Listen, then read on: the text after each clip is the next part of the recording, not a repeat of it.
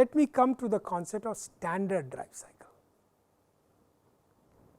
A standard drive cycle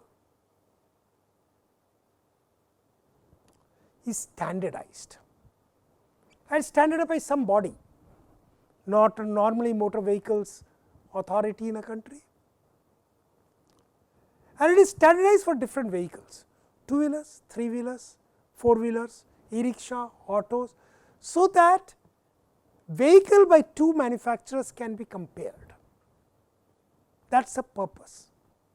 And also saying that, well, you are not unnecessarily wasting petrol, because it is important, because if you are wasting petrol, it is actually converted into more and more emissions. So, just like those emissions testing etcetera is done, the drive cycle tests are always done. And of course, the slogan "Kitna deti hai" has made this extremely important, because I will buy Maruti because it gives me higher mileage. So, each vehicle have its own drive cycle. In fact, different cities can have different drive cycle. Why? Because depending on the congestion in the city, the standard drive is different. It tries to typically picture a standard drive, but very often, so there is a daily drive cycle, but very often in cities you use the same kind of drive cycle in a country. Countryside, if you are mostly driving, countryside drive cycle is different.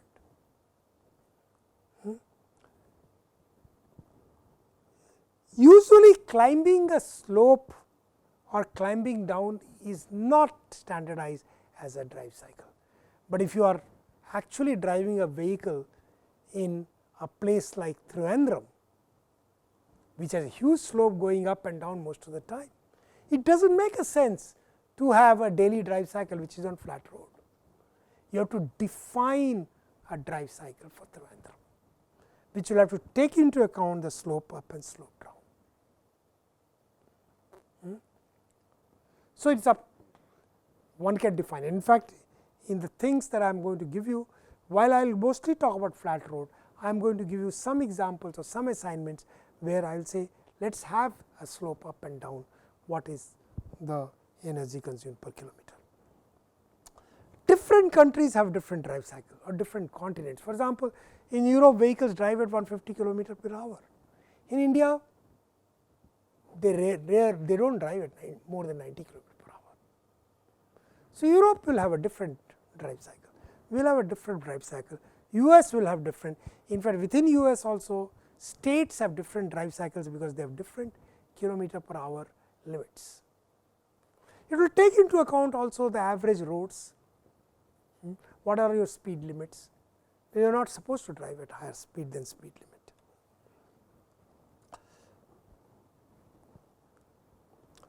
Normally, drive cycle is never defined for 100 kilometers, it is defined for smaller distances, 2 kilometer, 2.5 kilometer, small time, and then you keep on repeating that cycle. You take, because you do not want to take measurements on one cycle, because maybe some slight extra energy was used or less energy is used. So, you repeat that drive cycle 10-20 times and then take the measurement. So, measurements taken over multiple cycles. With this, let me come with the first definition of a drive cycle. This is called India drive cycle for two-wheeler, it is called IDC. It is a drive cycle defined for two-wheeler and it is very commonly used. And remember that these drive cycles have been defined for petrol engine. For electric vehicles, same thing will be used, but certain things you will see there is practically no reason. It assumes that after you start, you are idling for 15 seconds. This idling, why are you defining idling? Idling means you are just waiting, 0 speed. In electric vehicle, during 0 speed, you will consume 0 energy, By the way, auxiliary things like lights etc., are never used in standard drive cycle measurements, that is extra. In electric vehicle at 0 speed you will consume 0 energy. In a petrol engine, the engine is turned on, kept on, and you are consuming certain amount of energy. So, this is a part of a drive cycle, idling. Of course, today vehicles are designed more and more to consume less and less during idling, even petrol engine. They are designed to even turn off and then have a electronic turning on. Those are things there, but anyway we will not consider that. We are going to talk mostly about electric vehicle. We will assume that yes, first 18 seconds is 0 speed, and let me go through this. So, if you see 16 seconds, first 16 seconds it is idling. Then if you see your accelerating from time 16 seconds to 22 seconds, 6 seconds you are accelerating, and your acceleration is 0.65 meter per second square. It should have been, I made a mistake here, meter square per second I have taken.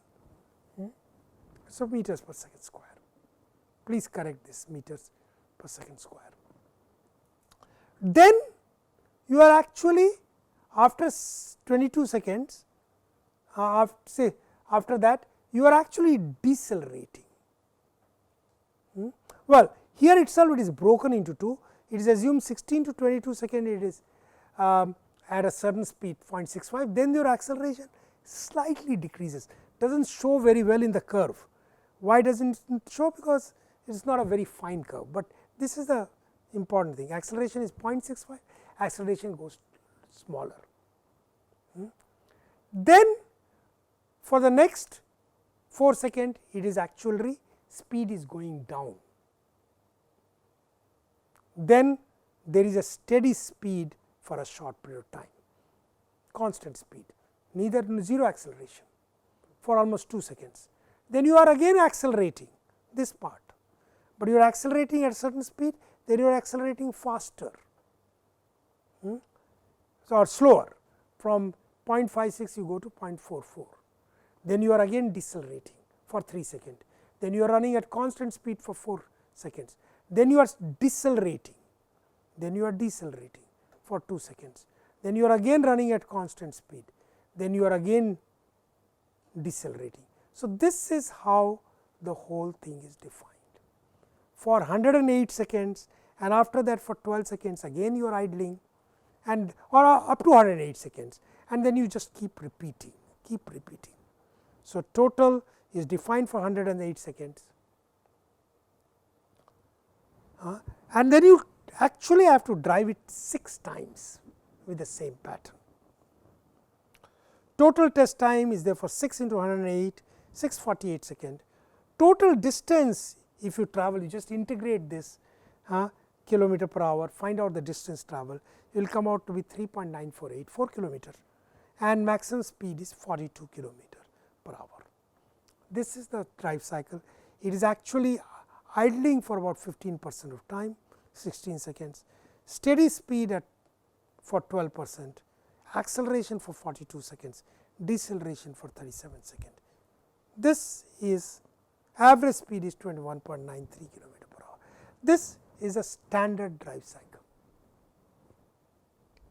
Now, you drive the vehicle, either a electric vehicle or a petrol vehicle, exactly as per this cycle 6 times, and you compute. So, earlier actually there used to be a vehicle track in which you had to drive to do the measurement. Now, there are instruments where the vehicle is kind of made to drive, there is a track on which it is made to drive, but it is actually not moving, and there are instruments which will capture all the data. What are these instruments called? Dynamometer. So, they are these dynamometer, vehicle dynos.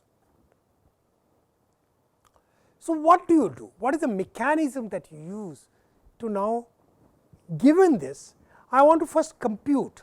I know my forces, I know my power for every speed and for every acceleration. I know my drag, I know my rolling resistance, I know my acceleration force, I know my climbing force. In this case, of course, there is no climbing. What do I do? Actually, this can be nicely computed on a spreadsheet, and I will in fact give you assignment problem to compute it on a spreadsheet. You actually can take every second or every half a second. So, 0 to 108 second, if you do it 108 1 second each. So, you take 108 intervals of delta t of 1 second. You calculate the average velocity during that. Why it may be actually increasing?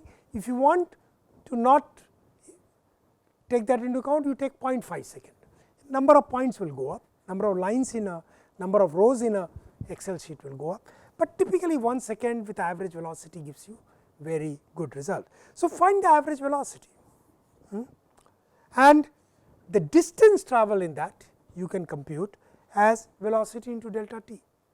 Velocity is given by the drive cycle, average velocity for that 1 second, you can compute the delta t. You start writing down every second what the velocity should be, take v final minus v initial divided by 2, that is the average velocity. Acceleration is what? You have calculated the delta velocity every second, you divide it by delta t, it will give you acceleration, meter per second square. Every second now you compute the force. Acceleration force is more mass into acceleration. Mass of the vehicle is known, acceleration. So, you have all the 120 value of the acceleration every second you are doing that. You now compute the rolling resistance. You know your mass, you know the g, you know the value of mu. Find out the rolling resistance. You can assume mu to be constant.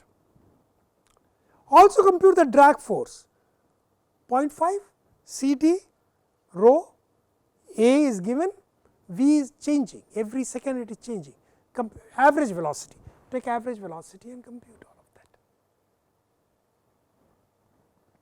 You go on. Now, since you have computed the acceleration force, rolling resistance, drag, this you compute what is called total traction force. You also compute the traction torque. You know the force multiplied by wheel meter. So, every second what is the torque that you require.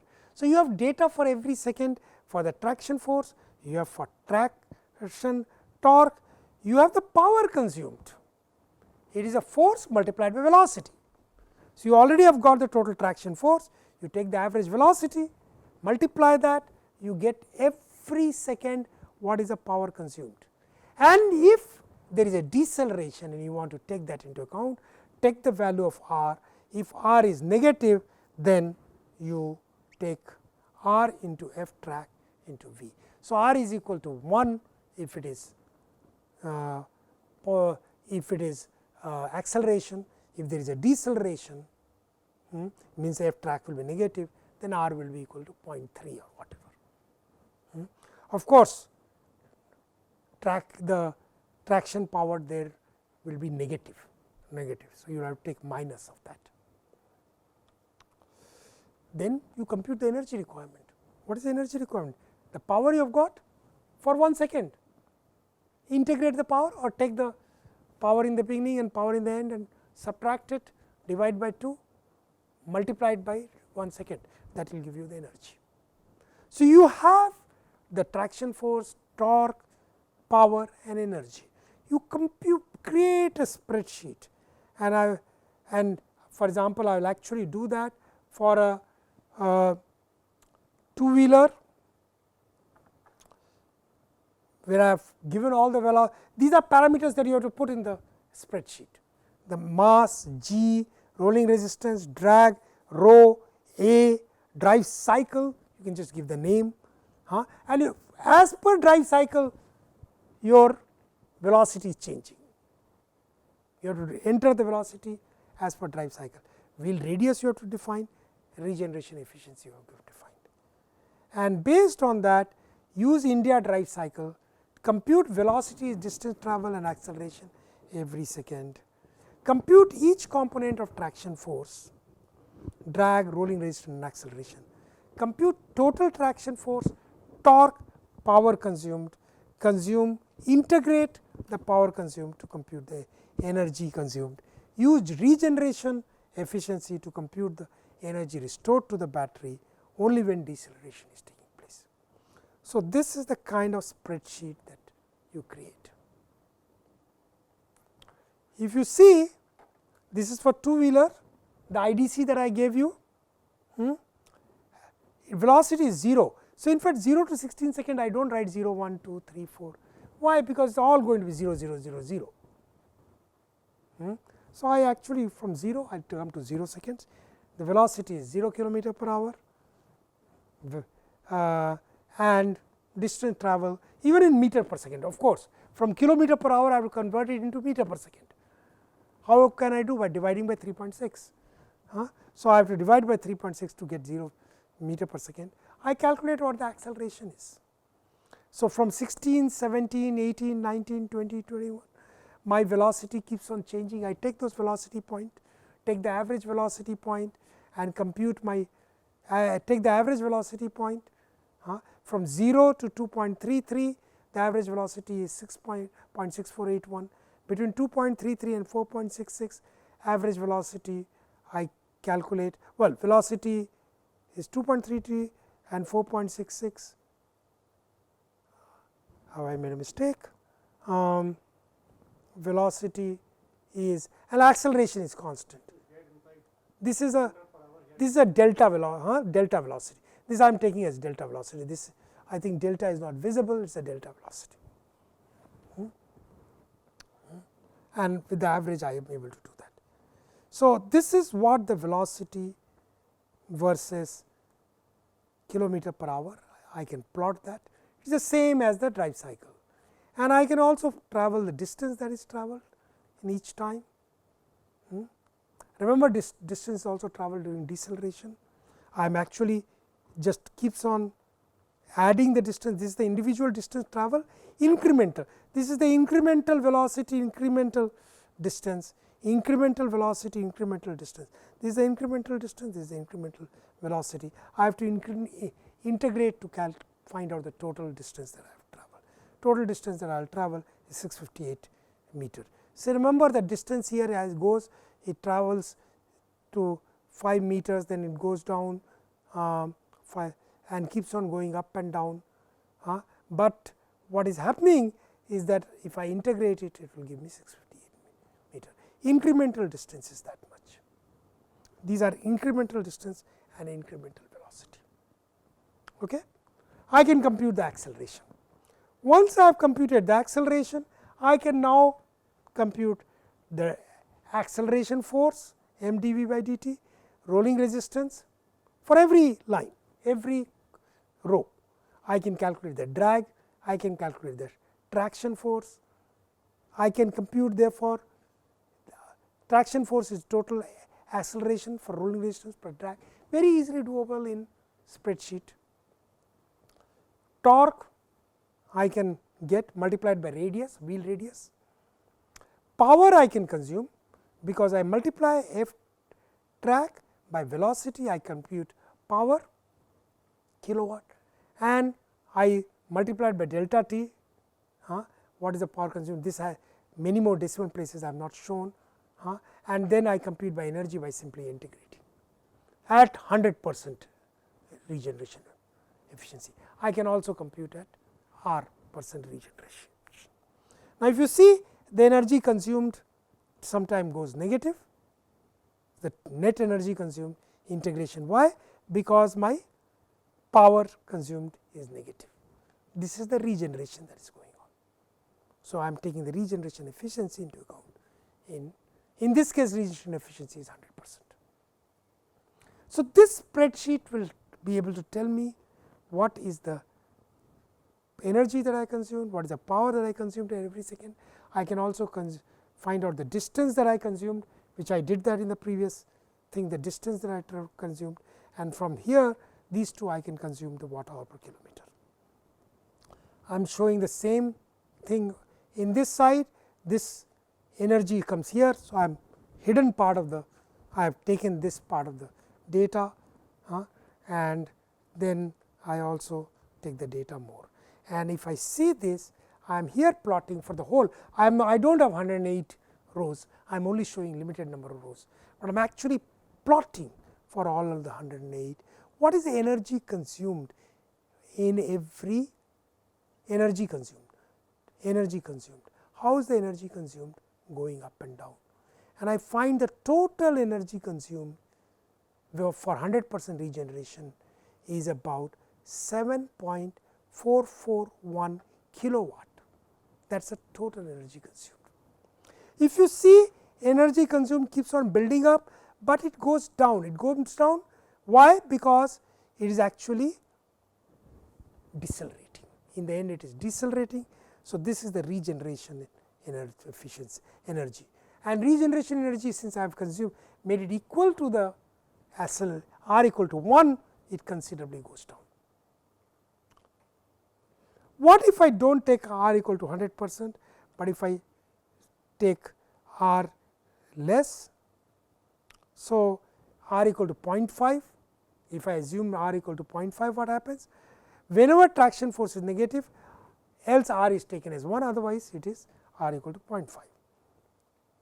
So, energy consumed is same, P track and delta T, regeneration recovers only part of the energy. My total distance travelled remains the same, 658 meters, but now look at this red curve. Red curve is assuming, red curve is with a 100% regeneration, blue curve, it is slightly higher.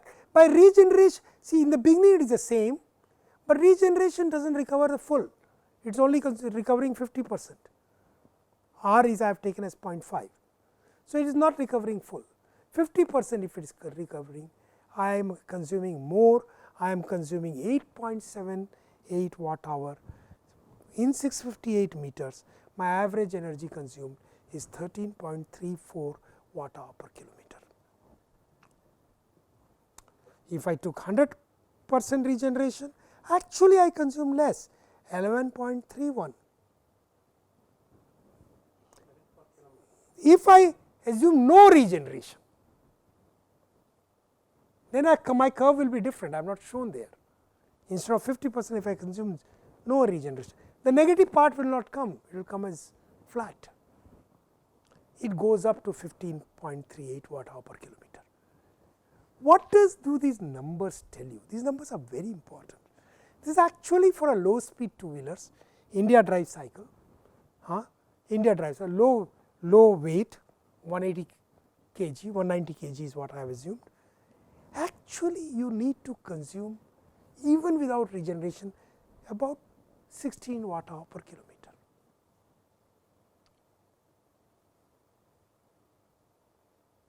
Of course, I have made a number of assumptions here. This is as per theory, assuming that as all the forces. In reality, what happens? Well, I should get pretty much close to this, very close to this, because my rolling resistance is actual, my drag is actual. What is non-ideal is motor. There is a loss in the motor, I am not taking that into account. There is a motor controller, there is a loss in the motor controller. So, the losses I am not taking into account. So, to the extent I am not taking into account the losses, that much energy consumed will become more. So, if I assume that there is 20% losses, which is somewhat high, my 15.38 may go up by another 3.2 watt hour. So, 17 to 18 watt hour without regeneration. With regeneration, depending on the amount of regeneration, I should be 15-16 watt hour per kg. Another thing that I have not taken into account is auxiliary, is the light on. So, if that whenever that is turned on, there will be some extra energy consumed. But we are still a light two wheeler, should not consume more than 20 watt hour per kilometer. A good one may consume 16-17 watt hour per kilometer to 20 kilowatt hour per kilometer. That is what I can, even from computation I can tell you. This I did for a two-wheeler. I will stop here, and in the next class there is an assignment. The assignment is pretty much what I did. Prepare a spreadsheet for two-wheeler IDC with the data that I have already given. Obtain the traction force, traction power, torque every second, and compute. This time I am going to ask you to compute for r equal to 0.3. You cannot just copy the results that I have produced. You actually have to build this spreadsheet. This is an assignment that I am going to give you. You have to build it. It will take a little bit of work. It will take you about an hour, 2 hours of work, but you will find that you will be able to actually do this. Now I am going to change the drive cycle.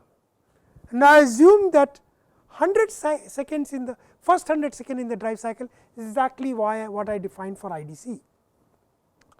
But after that it climbs a slope at 5 degrees for 10 seconds, climbs a slope, and then the vehicle is taken to 0 speed. Climbing it at a constant speed, I have taken it at a low enough speed, then the vehicle goes to 0 second, just like in IDC. So, I have changed your drive cycle. You add that in your spreadsheet, change that. Now, this extra, take a copy of that spreadsheet and add a few rows saying it is now climbing up. Add one more force, the gradient force. Nothing else changes. So, traction force is the previous 3 plus gradient force, and compute. This is a home assignment. If you do this, you will actually get a very good feel for everything we have done so far, because it includes all the forces: acceleration force, the force due to drag, force due to slope, force due to rolling resistance. It tells you how to compute the total force. It tells you how to compute the torque. We have not talked too much about the torque, but we will talk about torque some other time. It tells you what is the energy, power consumed, and every second energy consumed. Of course, assuming motor and controller and batteries to be ideal. If it is non-ideal, we will look at it. Actually, to sum up, a low end two-wheeler consumes only about 16 watt hour per kilometer without taking into account regeneration. As I told you, with 50% regeneration gives you a very good result. So, it can travel 70 kilometer in 1 kilowatt hour. We will assume that 1.25 kilowatt hour is the actual battery. We are only using 1 kilowatt hour of that. So, it can actually give me 70 kilometer with regeneration, but if the regeneration is not that good, it will not give me. But as I point out, computation does not take into account assumes that every element of the drive is ideal. Inefficiencies may add up to around 20%, and it does not take into account the auxiliary energy used. This is where I will stop, but in the next class I am going to talk about e-auto, e-cycle, e-rickshaw and compact sedan. Pretty much repeat what I have done today, but with slightly different numbers.